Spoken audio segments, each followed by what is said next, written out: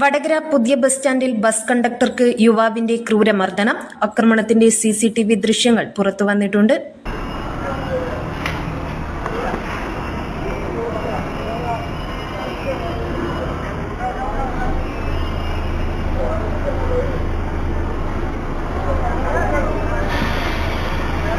Bus പിന്നോട്ടെടുക്കുമ്പോൾ മാറാൻ ആവശ്യപ്പെട്ടതോടെ യുവാവ് പ്രകോപിതനാവുകയും തുടർന്ന് ആക്രമിക്കുകയുമായിരുന്നു.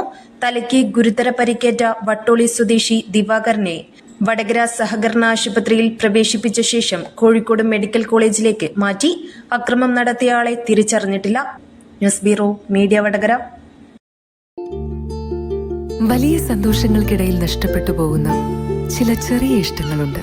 ബാല്യത്തിൽ എപ്പോഴോ എന്നോടൊപ്പം നടന്ന് എനിക്കൊപ്പം വളർന്ന ചില ഇഷ്ടങ്ങൾ. ആ ഇഷ്ടങ്ങൾ സ്വന്തമാക്കാൻ എന്നോടൊപ്പം എന്നും ഉണ്ടായിരുന്ന എന്റെ ഫാമിലി.